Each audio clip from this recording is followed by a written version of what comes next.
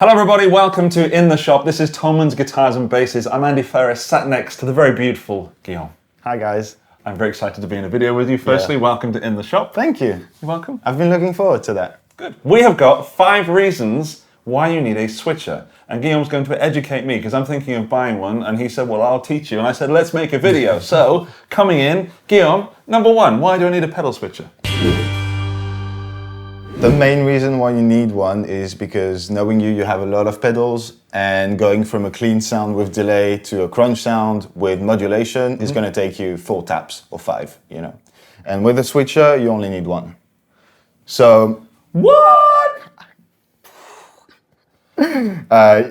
You put your pedals in the different loops, and then within the switcher, you can put it on, you know, that's an example, that's a Boss MS3, but most of them will do it.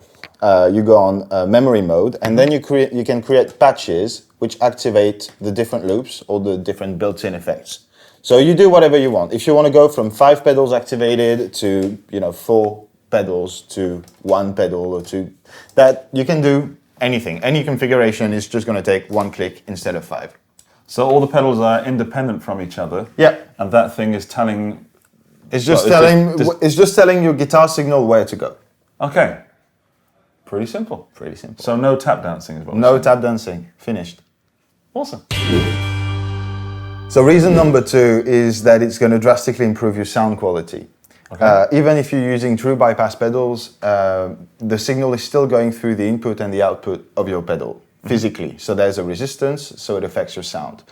With a switcher, if the loop isn't activated, the signal goes through. It doesn't even reach the pedal. It just goes through. So completely unaffected, however many pedals you have in your chain.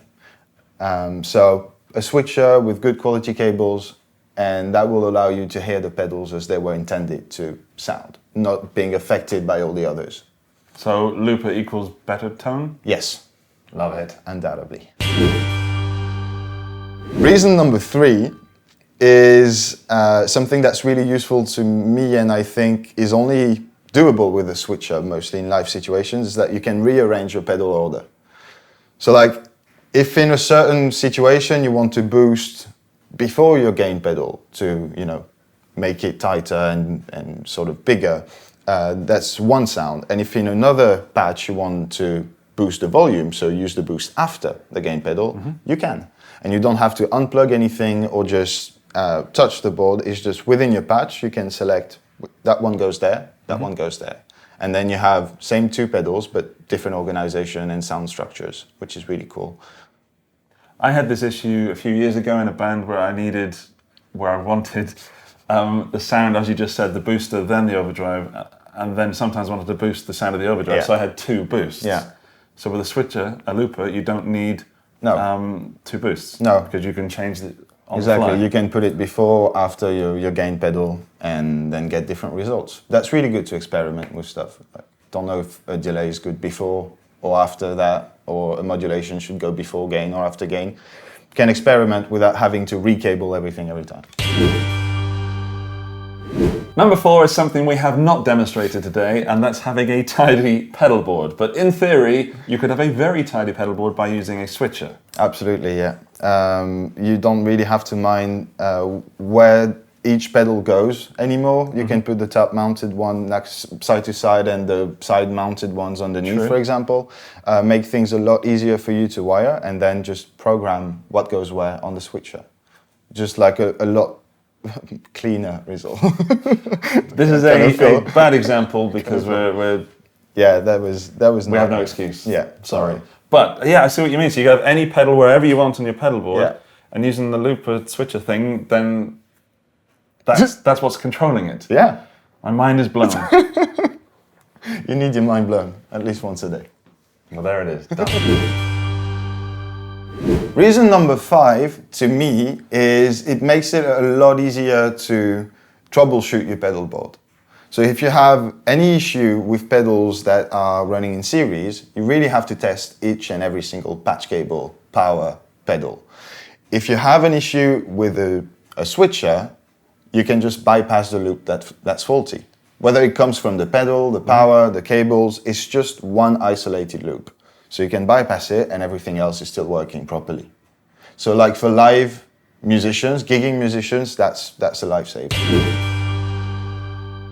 We promised you 5 reasons why you need a switcher, but you are going to get a bonus number 6. Reason number 6 to own a switcher is it makes you look cool and professional. Yeah, it does. It does. Yeah, all the cool board pictures that you'll see have switchers on them. All the professional boards, that pedal show, that all these guys. It's cool. Mention your friends, yeah. It's cool because there's a switcher. If you want a cool pedal board, then you need a switcher. That's probably reason number 6. But there are some genuine reasons. That's a bit of a fun reason, but it is kind of true. It's another thing to spend your hard-earned cash on when you've got a bit of gas and you're maybe not into pedals recently. Go get a switcher. But there's different price points. Like depending on what they do, you go from €100 with something that is just going to deactivate your pedals, something that will add effects, something that is programmable. There's one for everyone. What a nice way to end the video. Join us in the comments section. Why do you use a switcher? Why don't you use a switcher? What sort of views do you have? Have you ever tried any? Are some better than others? What's your experience? Also, while you're down there, say hello to Guillaume, because it's his first in the shop and I want to welcome him nicely to this wonderful video format. That was amazing. Thank you. You're welcome, mate. Thumbs up and subscribe, because apparently some of you don't subscribe.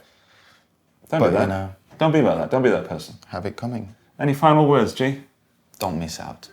Don't miss out. Bye-bye.